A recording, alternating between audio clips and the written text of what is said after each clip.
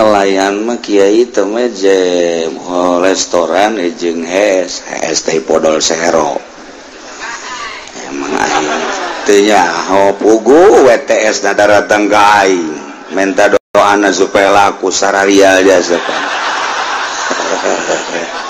nda ngomong naon ya na jajanana datang ka aing atuh kugula ditanya berapa semalam Mbak maksudnya mau coba-cobalah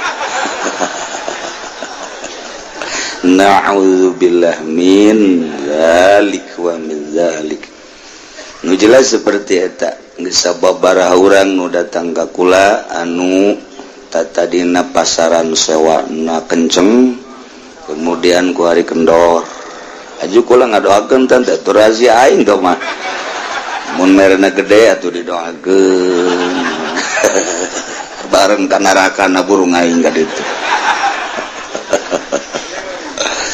kula ngadoakeun ya Allah ya Rabbi ieu jelema anu katutup mata hatena datang ka dieu kalayan maksud anu Gusti parantos uning nyangakeun sadaya-daya Gusti asal tina cai diciptakeunana abdi mere cai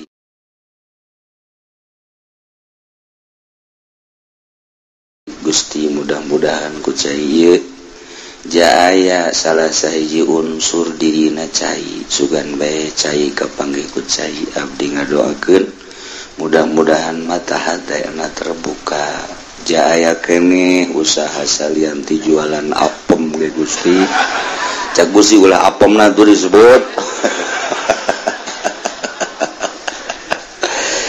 itu dar watak sabodo geus serahkeun ka Gusti Allah aya tapi teh dan juga aya nu sabaraha bulan datang deui ceurik ya Allah ya Kiai cenah abdi ayeuna bade uwih bae ka mana uwihna ka lembur abdi kunaon lah ceknya nanti bade ngawarung bae di ditu ceknya nanti modal geus aya ayeuna mah tobat abdi ceknya nanti boga anak jadi itu bade diurusan ku abdi hiji nu urang lembur urang ge emang aing teu nyaho urang lembur urang ye sekitar kecamatan Allahumma ya qadiyal hajat Allahumma ya qadiyal billahi minasyaitonir rajim bismillahirrahmanirrahim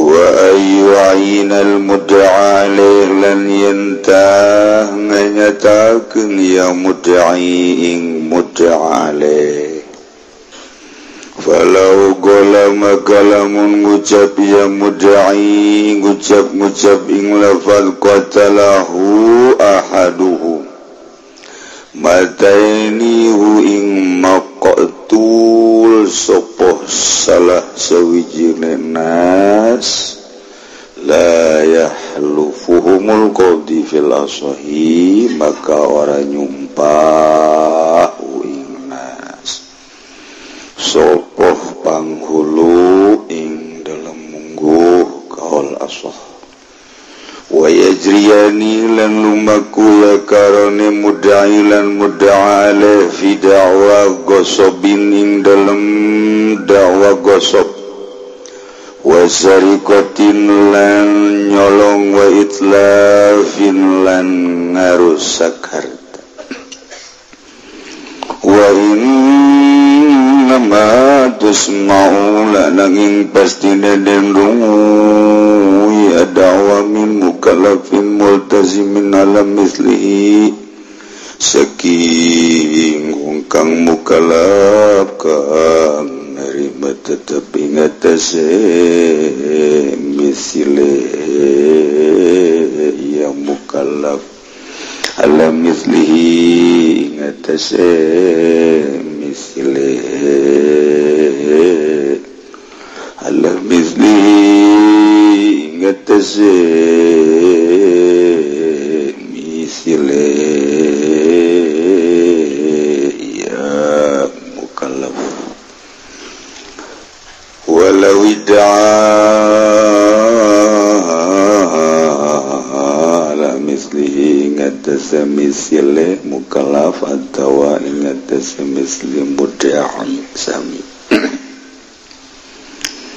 walau idana namun aku ya mukallafin firadahu ing narimang ijene mukallaf bil qatli kalawan mataini sumada ala akhara kari-karinga aku ya mukallaf ing atase wong kang one lam tusma isaniatu maka ora den rungu opo kang kapindo amdan atawa maha wa wasafahu bi ghairihi lan nipatan ya mukallaf ing akhar bi ghairihi kalawan dia namdan lam yabtul aslu dawa fil azhari maka ora batal apa asale dawa ing dalam mungguh kaul azhar.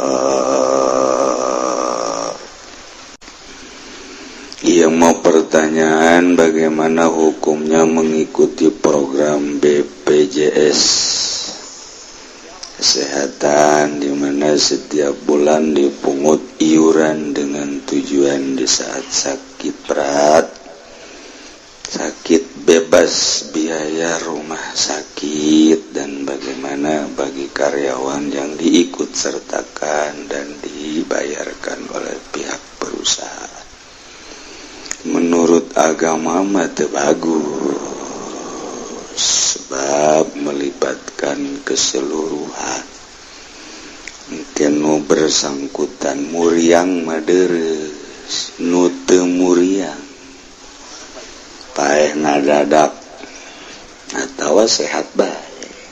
Kecuali nyana menta diimpus bae sanajan sehat. Sayang uang saya udah masuk, impus aja.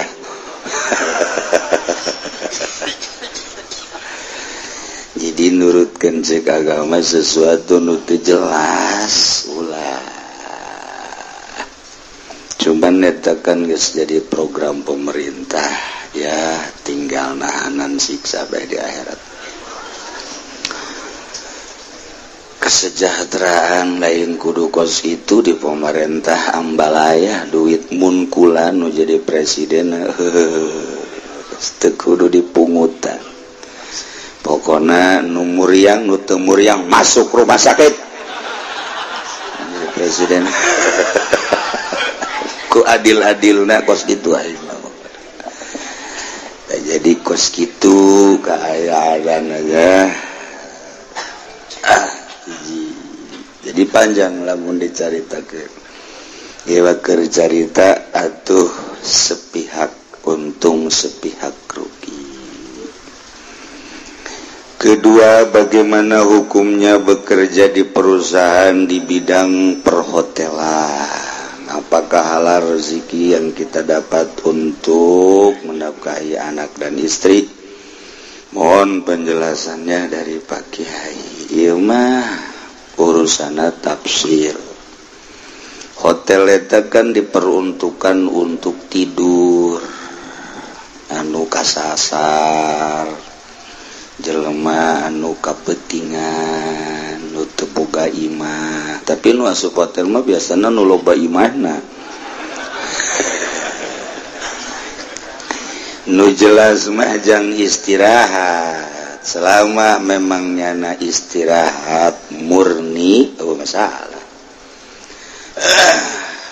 Masalah malah bawa keganjaran nyana itu lantaran nulungan. Sanajan bari jeung mayarkan bunga. Urang ka Jawa Tengah, DKS, di Imah Batur Besi Pajar Garong. Di masjid mah lain jang paranti HS jang sholat di warteg atuh.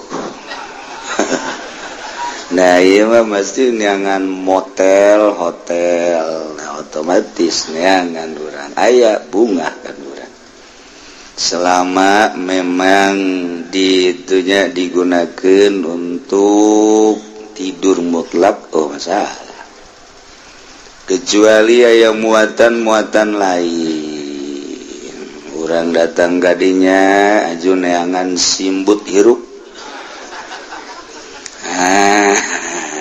Iya. Malah di hotel dan sorangan menyediakan selimut hidup. Sepengalaman kura waktu kula jadi bos gitu dah. Masya Allah. Nah etalah. Jadi tamu kabehan. Gitu kene anu mawasi mbak datang kadinya. Nah eta geus sarua bae. Jadi hotel-hotel anu diperuntukkan jam tidur mutlak mah jarang. Komo di Jakarta mah mun kudu dibejakeun mah geus muringkak bulu luhur handap. Mentak daripada muringkak bulu luhur handap geus teu kudu dicaritakeun kos kitulah hotel.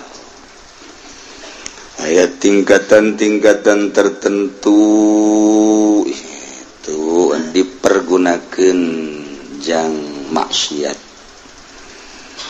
Juku harima menyerang ka dieu ka Tangerang. Tarolah Tangerang kota mah geus jelas teu kudu dibejakeun ngaran-ngaranna. Kuari ka dieu ka Jati. Nelayan terus ka ditu. Cenah nelayan mah kiai teh mah jem restoran jeung hes teh podol sehero. Emang aing teu nyaho pugu WTS na datang ka aing. Minta doana supaya laku sararial jasa Pak.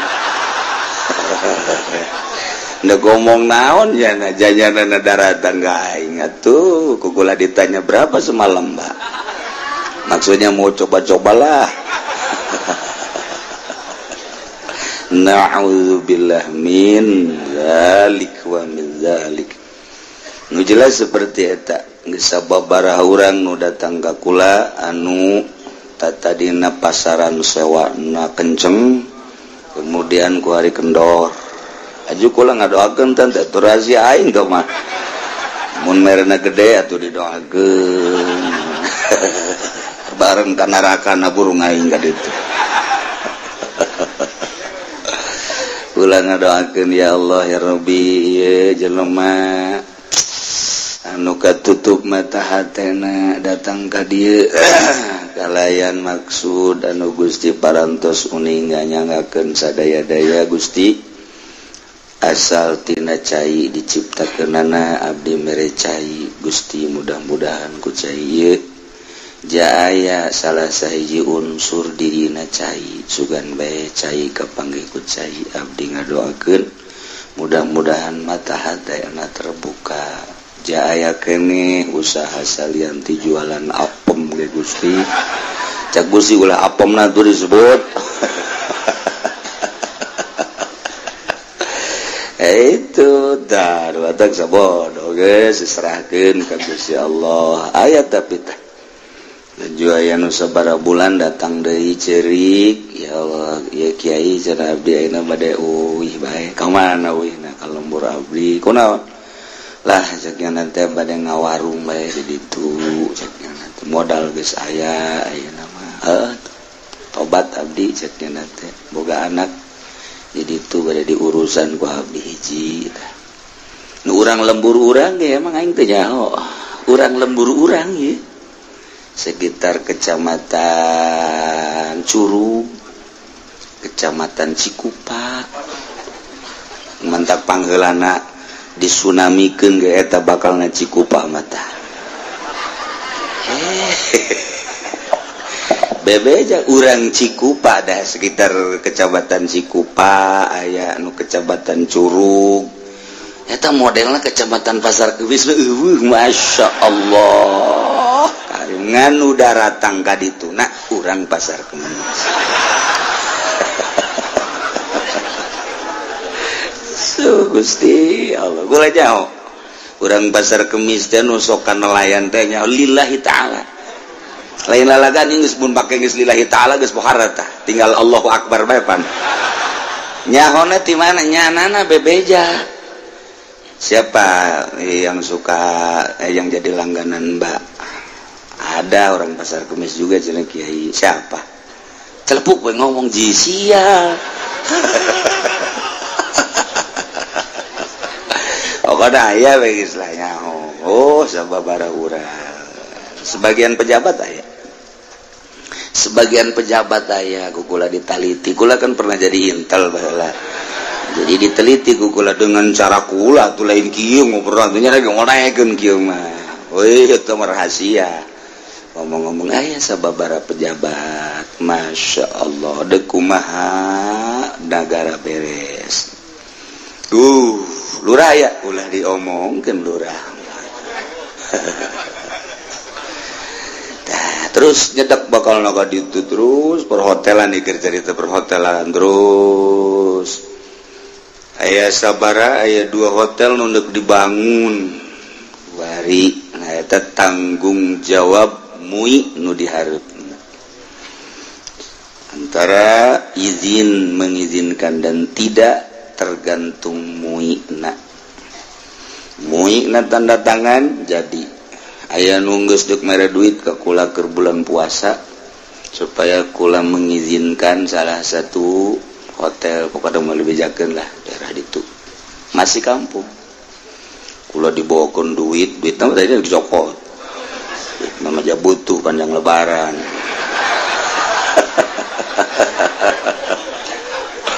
haju kula embung tanda tanganna tapi duitnya deui dicokot bae atuh cagana pinter kodek kos gitu embung aing ge gulanya itu bawa deui ku sia duit malah masugian aing jeung sia emang aing butuh gitu kan sia teu hayang aing kajenting teu dahar aing mah tatangga aing maksudna aing mah kajen dahar ge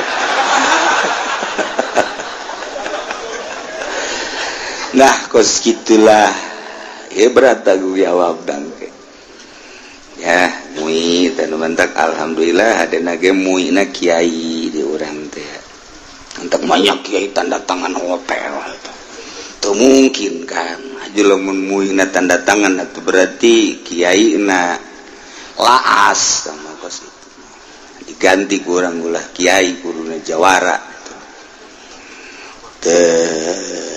gitulah eta gakarak melentis sababaraha encan lamun ka dieu terus jadi pembangunan geus teu disangsikeun deui perhotelan jeung sarana ibadatan di luar Islam MUI lah nu bakal tanda tangan di dinya Masya Allah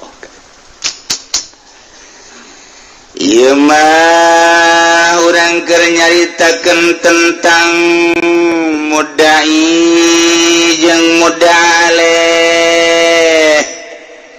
sakumaha nu dijelaskan ku Kangjeng Nabi al-bayyinatu 'alal mudda'i wal yamin 'alal mudda'i illa bil qasamah al-bayyinatu ari sumpah 'alal mudda'i al-bayyinatu ari saksi 'alal mudda'i seseorang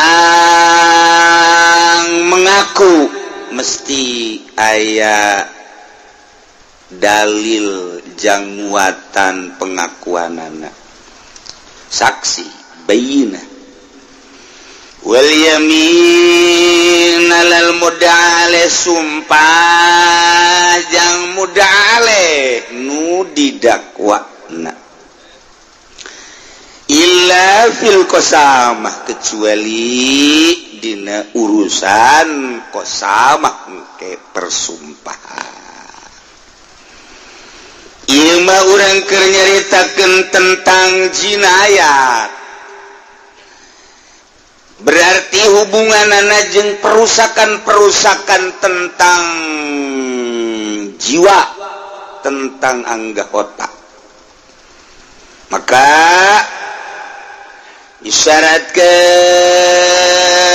disyaratkan syaratna tentang dakwaan pembunuhan teh aya genep nomor kahiji antakuna malumatan kudu maklum kaayaan nu didakwana kudu maklum bi ayu fasila ma yad'ihi secara kudu dirinci naon nu diakuna Zaid boga bapa ngaranna Khalid, kemudian terbunuh, dicarilah pembunuhna. Cari kuari kacium ku polisi pembunuhna adalah Ki Bakar, angkat Ki Bakar. Kemudian diinterogasi Ki Bakar teh, ajukan ke meja hijau. Tak eta teh menang langsung diponis bahwa pembunuh Khalid ialah Bakar, kecuali kudu aya kekuatan terutama kudu aya barang buktina. Aya saksi ialah al-bayyinah lil mudda'i. Nyana kudu ngarinci ngajelaskan setelah memang benar Ki Bakar adalah pelaku pembunuh terhadap Khalid, didinya kudu ngajelaskan nyana meme diponis yufassilu bi ayyufassila ma yadda'i. Motif pembunuhanana apakah ia terencana atau tidak, sengaja atau kesalahan, atau motifnya mirip-mirip sengaja, Sibih Hamdin. Nah, Ki Bakar setelah diinterogasi bahwa nyana benar adalah sebagai pembunuhna, ieu ulah waka dipolis kudu ngajelaskeun motif pembunuhanana, apakah sengaja atau memang kesalahan, atau memang ieu Sibih Hamdin mirip-mirip kesengajaan. Lantaran kebeda kan hukumna antar sengaja jeung kesalahan atau Sibih Hamdin. Nah eta Ki Bakar mesti ngajelaskeun syarat pertama, temenang main hukum sendiri, lantaran hukuman nu Gusti Allah Subhanahu wa ta'ala diatur sedemikian rupa rapih atuh lamun di negara make aturan-aturan hukum Al-Quranul Karim. Syarat nomor kedua antakuna mulzamatan dakwanana kudu geus ditetepkeun, geus palatus mau dakwah hibati sain teu bisa didenge jelema ngadakwa misalna dibere sesuatu tanpa aya dalil, tanpa aya kekuatan argumentasi. Zaid misal urusan hibah, Zaid dibere mobil ku Ki Khalid, kemudian mobil tersebut teh diaku ku Ki Bakar. Ta eta Ki Zaid ngaku bahwa mobil anu aya di Ki Bakar eta adalah mobil anu geus dibikeun ka kaula. Cek Ki Zaid teh aku Ki Khalid, ta eta mengaku bahwa Zaid telah diberi mobil oleh Ki Khalid sedangkan mobilna aya di Ki Bakar. Nah eta ge perlu argumen-argumen, dalil-dalil. Lamun langsung ditanggapi baik, waktu pada ngararaku baik kabeh. Ki Zaid ngaku sebidang tanah, sedangkan tanahna dikuasai ku Ki Bakar nu nyekelna. Da eta mengaku tanah tersebut hanya menanti mana? Pamere ti Ki Khalid. Tak eta teu bisa didenge langsung pengakuanana kecuali kudu jelas tentang pemberianana, ulah pernah dibere saha saksina mun aya ajukeun sanggeusna saksi komo kuari mana surat-suratna, surat hibah dan lain sebagainya. Lamun itu boga surat, nah ieu adu kekuatan mana nu leuwih kuat, teu bisa langsung ditanggapi ku hati. Katilu wasalisu ayeuna ye nomor katilu wa ainal mudale nomor katilu mudai teh kudu nganyatakeun dina dakwaanana al mudalih kanu didakwana Zaid boga bapa ngaran Khalid terbunuh. Ternyata begitu diteliti pembunuh nate ieu adalah mengarah kaki bakar. Nah ieu kisah teh kudu ngajelaskeun dina mengaku pembunuh terhadap bapana nu ngaran Khalid mengarah kaki bakar, kudu ngajelaskeun bahwa Ki Bakar adalah sebagai pembunuhna. Tentuna kudu aya tanda-tanda.